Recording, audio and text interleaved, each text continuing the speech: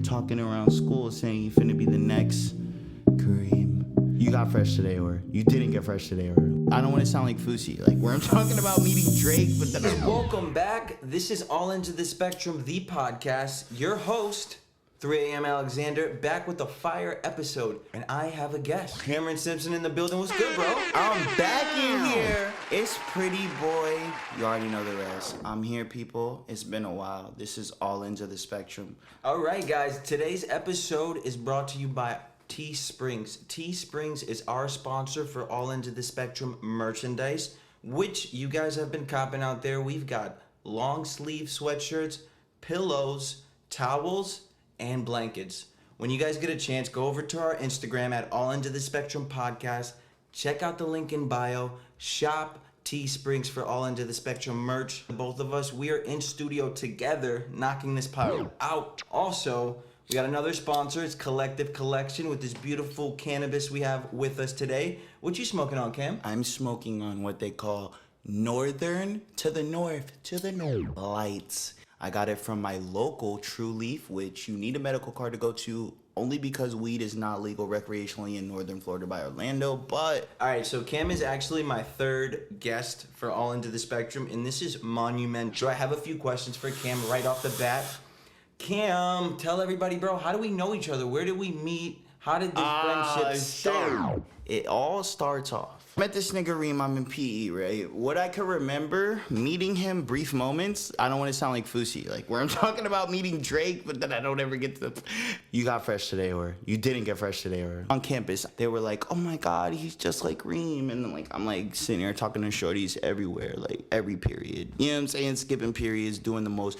So they're like, oh my God. And I'm like, Reem, I think I seen that nigga in first period. I ain't gonna say nothing because I'm not gonna give him clout. And I was on that type of shit before clout was even a word. I was like already plotting like, yo, if they ask me about this nigga, I don't even know who he is. Don't ask me.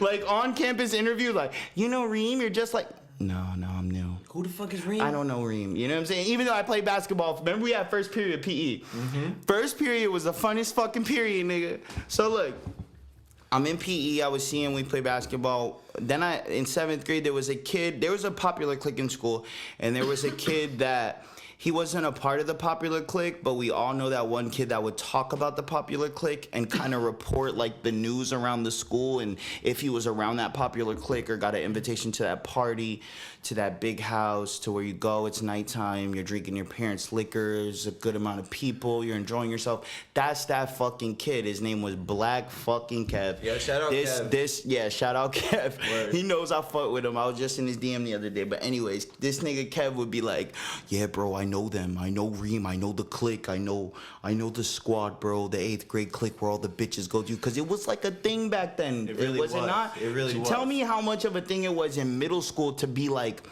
what it is nowadays, the it factor, like what it is, like the Bryce Halls, the XXXs, the different, the NBA young boys, the different diverse, whether you're in rap, pop. All right, so fast forward, we meet, we become boys. I invite you into my circle. He came up to me, we balled, we played basketball. Going to practice to ball, we would look at each other like, I'm finna ball on you. And you look at me like, you finna ball on me. Or you look at me like, when I get the ball. Or like, you got fresh today, or you didn't get fresh today, or let me get a honey bun. Like, we would be sitting across. We weren't talking. So we went and played ball. We played our heart out, and I think we had to pass the rock or play we had to double team together or something. You know what I'm saying? We had to set a screen, and in 21 is every man for himself. So if you're doing that, you know you're making a connection simultaneously. But after that PE, the period, the bell rung, we got dressed. All I remember was walking in the hallway and this man coming up to me and putting his arm around me with an Ed Hardy jacket. I don't know if y'all remember Ed Hardy. Was a dope brand. Shout out Ed fucking Kristen Hardy. Artisan. Yo, that fucking gear. He had an Ed Hardy jacket on. He had on some fucking Gucci slides, and this is like 2008. Early. Like way back. This I nigga was swiping my mom's credit card. How many for forces, shit. bro? I'm talking about candy colored. Like, you don't even know. So anyways, he's like, oh, people are talking around school saying you finna be the next Kareem. And I was like, who? I was like, huh? Who? What? Correct. But I was really happy and inaugurated to be asked by the king of the school, do you want to chill with the clique? Because all these little motherfuckers been saying around me was, oh, I know them, or oh yeah, you're just like them. I'm like, who is them? I just play ball and I'm trying to like honestly turn up. I just came from the ghetto. So then he's like, bro, meet me tomorrow in the morning. All I know next morning waking up, walking with Kev was a bike goes by, beach cruiser, big green boy. It was like a Lambo on the street. This nigga's riding on a beach cruiser. He's like 14 years old, but he got the pack on him.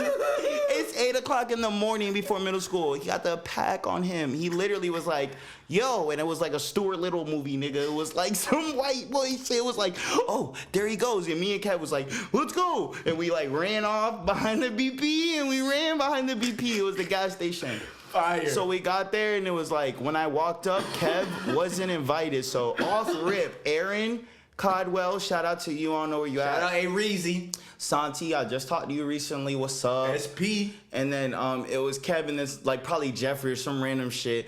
But when we walked up, they was like, Kev, no one wants you here. And then a nigga sparked up a ball, talking about 13, 12 years old, bro, about to go to middle school.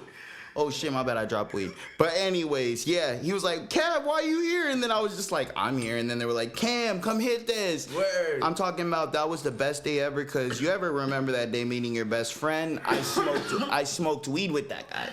I smoked weed with you. So we smoked marijuana. It was illegal then. It's legal now. So I could say this. I don't like speaking about that. By the way, don't smoke weed if it's not legal, and don't smoke weed if it's not legal in your state. But anyways, we smoked marijuana back then, and I went to practice. Remember I said PE was what? First period. So we went in, and it was like we could still act goofy because it's PE. We went in high that day, and we just we had the time where like we were playing basketball, we were shooting hoops, and ever since that day, I think the next day we met up with a 2-set. We would call them 2 sets. 2 girls, and it was like 3 of my boys. So you knew you had to compete. Like it was me, you, and Aaron, but it was only 2 girls. So it was like, all right, one of you guys is going home empty-handed. I mean, I think we know who went home with something. But that's how I met my boy. It might sound unorthodox, but that's how we kind of moved for years. And it's different being a trendsetter in this day and age, and that's what leads me on. I want to talk about some newer things, but just like fast forwarding, we start dancing. Jerking is a popular thing. Yeah. You join Swagger Crew. Oh. You start to elevate in the dance scene in your own way. I moved to Aventura at this time, and I create my own crew. And I'm in a whole different school now. We're in a whole different league. That, though.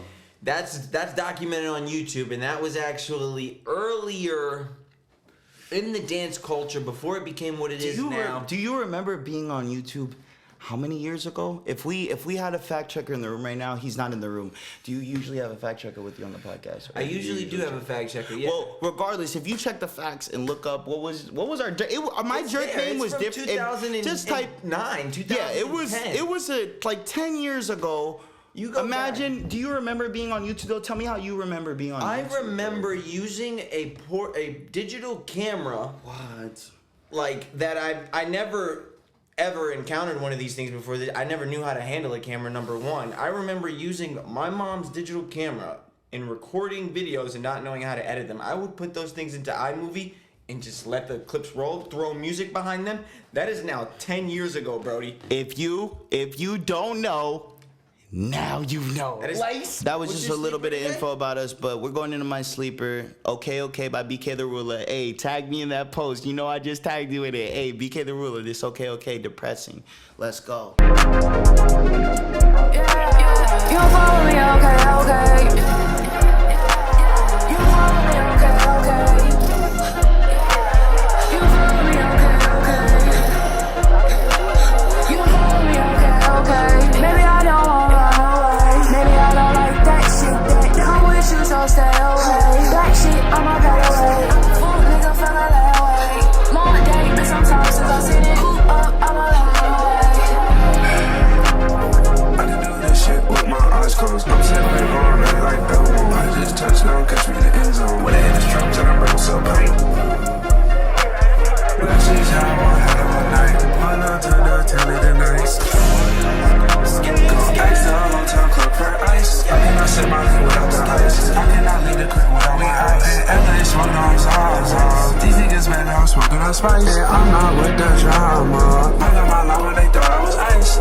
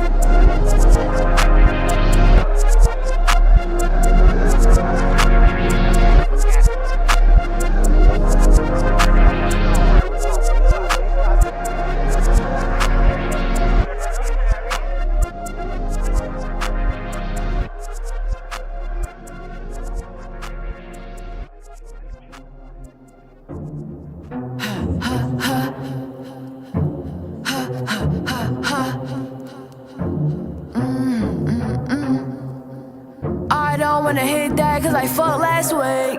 If I was you, I wouldn't put past me. Black tan for the now, BK to pass me. I don't wanna cuff cause that's depressing. Came back to this planet, it's a blessing. I simply can't fall for your testing. You're so in love with me, I'm guessing. Love you and her and him just messing. I'm just messing. I'm just messing. I'm just messing. Love you and her and him just messing. Wow, bro, what the fuck? That was so fire, bro. That was a very good sleeper. What was that called again?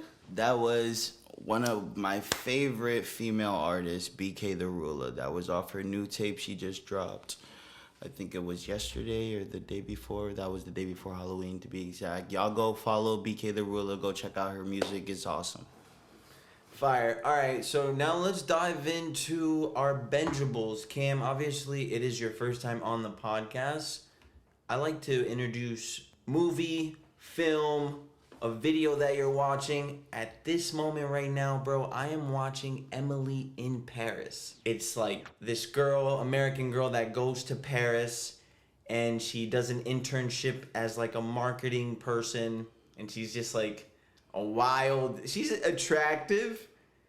Lily Collins is like the actual actor as Emily, but this girl is so crazy, bro. She goes through mad stunts while she's in Paris, like falling in and out of love, meeting people as an American. And like immediately people in Paris, like Paris is like the capital of sex is what they say. So everyone is just trying to have sex with this American chick. And she's like nice outfits, like dripping to the nines. Those are my dogs, but she's dripping to the nines and she's actually super dope. This Netflix series is called Emily's in Paris for you guys out there that are interested in watching it. It's got a 7.2 on IMDb and a 63 on Rotten Tomatoes, which is pretty fair. Check it out. That's actually Emily in Paris. Are you watching anything you want to share with the people out there? There's been a couple things I've had my rabbit holes with, my little encounters late at night where I say I'm going to bed at 11 but stay up till 3 just because I'm binging, you know, so. Oh, shit. I've watched a lot of documentaries on simulation theory, which is like a lot of TED Talks. Just really you go on YouTube and type in the simulation theory, where it's like, how do you view your life, and it's where they contradict life and act as if what their simulation theories are. That, and I also watch recent movies. I heard you went to the drive-in and seen it, The Honest Thief, and then I watched a legacy. It was witchcraft or some movie about witches. These 4 little girls about 4 witches. I watched it last night. It was a great movie. They were talking about shapeshifters reaching the 4th kind of enlightenment of this oracle. These 4 young girls in present day were trying to achieve, where they were the 4 outcasts of the middle school, and then they were looking for a new member to be the 4th person to their prophecy they had. And then the new girl came to school, and then they started shapeshifting, stopping time, putting spells on people. And yeah, I've just been watching a lot of stuff like that, but that's what I've been into. So yeah. I've been watching The 100. That's awesome. They just put out their 7th season I'm here on with you. Netflix. And I just finished it 2 days ago. I fuck with that show. Yes, God, that final episode was a show. complete mind fuck. Like, me and Nat actually watched that, like, religiously. She actually... It pisses you off. It makes me cry. I get so hot. Emotional I get watching it. Why can't everybody just be straight? But the ending of that entire series was a complete mind fuck. For those of you out there that have never watched The 100, I suggest you go out there and check it out. It has so much perspective on what the 21st century could turn into in the future. So, The 100 is my second bingeable for today. And now we're going to dive into my sleeper. My sleeper is actually a new release from Trippie Redd. Shout out to Trippie Redd. He just dropped an album. Was it the Pegasus album? It's off of the Pegasus 6 album, but it's an older release. It's a feature with him and Sway Lee. Copy. TR666. Content. TR666, Trippy Red, Sway Lee, let's go!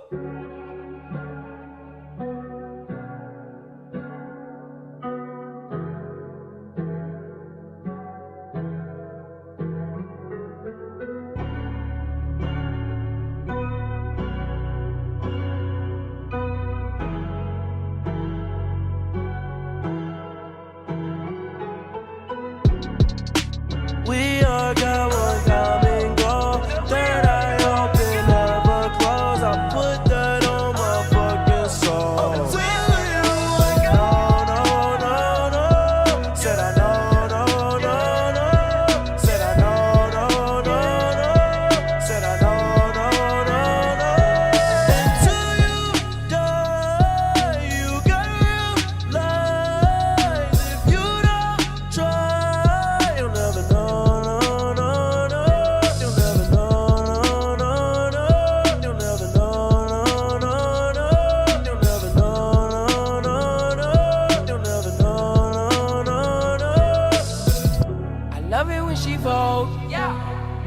I'm on another dose. Hey. These diamonds on my neck, dozy-do. The cash blows like so. I float in the truck like a kite. The timing is right. These niggas, they on thin ice. You can hate with all your might. I'm moving my feeling mechanic. He don't have no money, so can it? I think I'm a hope it's romantic. Kim Kardashians and many mansions. We all got one common goal. Third eye open, never close. I put that on my fucking soul. No, no, no, no. Said I no, no, no, no. Said I no, no, no, no. Said I no, no, no, no.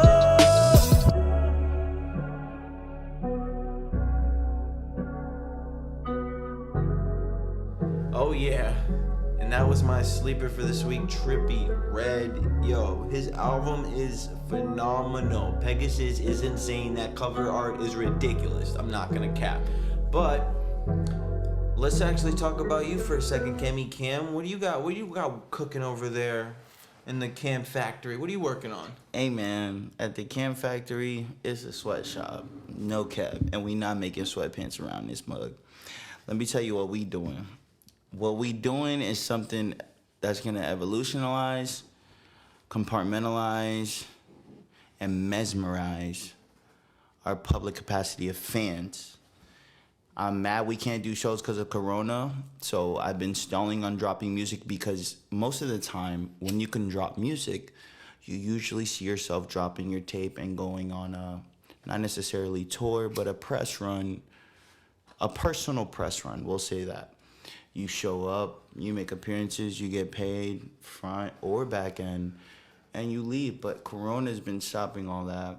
The way I look at it, I'm ready to drop music. I found the algorithms out, and I've been kind of on a hiatus, but that's only because I've been working. So I'm here to do a feature, and when I do that feature, I'll hit y'all with that. But most of the songs on the tape are gonna be solo. Fire. No cap. Only because I got it. When people recognize potential, then they'll be okay with the features. When you do features, people don't really see you shine. But like with Reem, when I do features with him, it feels like solos. We damn near, when we make songs, it's like the summers and autumn wave, or like the candy and doo-wop wave. Like, you know what I'm saying? Like, so I do gotta remind the people, I did just drop an album, Quarantine, in September, a collaboration album with MAR and my brother. Nice. Me and Cam actually have plans to cook up some real heat over this weekend and potentially put together a little tape ourselves, a small EP, a couple tracks, mixed and mastered by me. You know, we can really do this. It's light. But I also did put out a track recently. Publications is doing phenomenal. At 15K, I'm going to do a video, so you guys fucking stay tuned for that. Right now, it's climbing every day. We're at like almost 10K right now, peaking. And I just want to say that Reem's tape is underappreciated because it's so gas. No cap. And all y'all out there, man, just know that most of us creators during these times get to shine. So if you were ever feeling any kind of way or ever trying to reinvent yourself, the time is now. My boy Reem over here is doing numbers. You can check the stats. You can check the charts. All right, let's talk about Kanye West on Joe Rogan, bro. What the fuck do you think about that? Yeah, I mean, let me know, because Kanye West was going off recently on Joe Rogan, bro. Give me some feedback on what you think about that particular podcast. If you're the way I feel when you put two people like them in a room is, number one, the hype doesn't meet the expectation of the damn, I just forgot the word, but the hype doesn't meet the expectation of the chemistry. That's what it is. Those people are both iconic figures. Joe Rogan is an iconic figure on the complete left side of things. Kanye is an iconic figure on the complete right side of things. Joe Rogan has been caught and seen many times. You can look this up. Not only... I'm half black, half white, right? When I watch Joe Rogan, I don't categorize that, but when I've seen him talk on cultured topics, or I would say like just even hip hop or anything of that sort, he speaks as if he can't even hear it. He was on the interview saying, "Oh," and like he makes jokes about it on his stand-ups too. Like he doesn't anything like I would say they would categorize as ghetto. He doesn't listen to it. So in a sense of seeing somebody like Kanye, where he comes from the ghetto and he speaks for people like me and many other people in America, but people like me are also smart, and I do listen to Joe Rogan even though he comes from a complete different place as me. Seeing them trying to collide in content was crazy. So honestly, but wait. Kanye West for president, is that real? Like all that shit he was talking, like what do you think about that? What I think about that is basically, like I was saying, seeing them come together. The fact that if you're running for president, someone like Joe Rogan, like if you watch Joe Rogan, you'll know that they were talking about the Biden-Trump like basic press conference, the Biden-Trump press conference. They were talking about having it on Joe Rogan. They were honestly being spectacles of it. It wasn't something real, but they had the audacity to talk about it for an hour, and then they would talk about Kanye as a mockery. Then when Kanye got the chance to come on Joe Rogan's hyping it up like, "Oh, Kanye's coming on. Yeah, we're going to give this guy a platform," and they're so excited to do it. But did you notice how he opened the conversation? He immediately said, "Kanye West for president, for 2020 for president. Let's talk about that." They did that. He went immediately into that. You know why, and Kanye though? was like, okay. Bling, he wasn't ready, but he knew it was coming. Cha-ching for the money, bro. Kanye knew that guy didn't know him. I guarantee Joe Rogan can't name 5 Kanye West songs. No fucking cap. That's not true. They've interviewed That's true, before. No, bro. They've interviewed before. Listen to what he said about. Twice. Listen to what Joe. Listen. Kanye Hold on. West. Listen. You've interviewed him twice now. Listen to what Joe Rogan said about Kanye though, when he wasn't on the podcast. If you've watched other podcasts, I've watched over 50 episodes, full episodes, not just Joe Rogan clips. Everybody knows if you watch Joe Rogan, you know what Joe Rogan is, and then you know what Joe Rogan clips are. Clips are when you watch your topics and see what you want, and you go down viral stuff. Yeah, and then if you watch the full episodes, that means you really know about that person, and you wait for the stuff that's not viral, but the shit you could relate to. In all reality, I know that Joe Rogan isn't a fan of anything cultured. It's not that he's even in disagreement with it. He's cultured himself, but the way I look up to Joe Rogan, I can't go around a certain crowd and bring him up because he is not known to them. But what I'm saying is, when Kanye came on, it was crazy how you seen someone like me. I know more about Kanye than Joe Rogan does. He's on a major platform. He should have did more research to ask Kanye more intelligent questions instead about, oh, political wise, this and that. You should have asked him the questions that could have led up to that and read between the lines, and ask him about his past. Ask him about him coming up, because most of our political leaders, when they come up, they've been political since birth. They've been political since the get-goes. They've been put themselves in White House little Girl Scout. You know what I'm saying? Like, so little Kanye West running for president, do you think that's real, or is that no? fake? It's complete, because there was confirmed that he is not even on ballots, but they did have that option to write in. All right, let's talk about Ray J. Shout out to Ray J. Hey Ray J, you lucky for this. Shout out to Ray J. Why are you capping me like that? Ray J. He just tried to cap me. So influential. All I'm gonna say, he had Kim K first. Kanye West is constantly trying to run it in. Doing what? Doing everything that Kanye is doing now. Putting her onto a platform. Nah, Ray and J making her elevate her mind state. Ray J ain't dropped. just has kids now. Bro, Ray J ain't dropped no shoe. He just had Kim. What are you talking about? He said this nigga Reem just said Ray J's doing everything Kanye is doing. He really is. He created with the Raycon. He created headphones. He created the Scooty bike.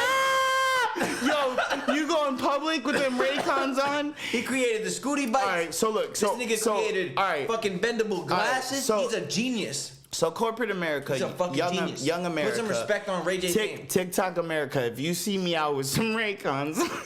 Because they could think it's a part of your fucking outfit.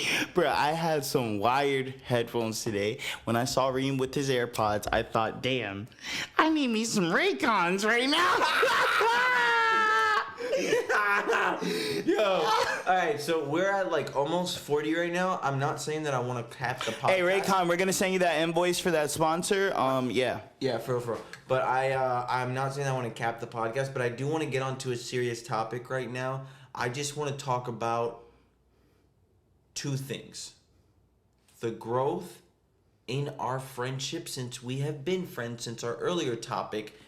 In PE, first period, hanging out, playing basketball, elevating to now in our 20s. I can sum that up real quick. You know what I see? I want to hear that. You know what? You know what I see? When you have a best friend or a friend, when you're with people, when you are the crew that is around you, your friends, your mom and dad usually tell you you're lucky to have one or two good real friends if you were born in the 90s. You're lucky to grow up and have one or two good real friends. And they also say you need to hang around, like who you hang around is you. Lately, honestly, that's not even completely true because I've been seeing my boy elevate to levels that he is so in tune.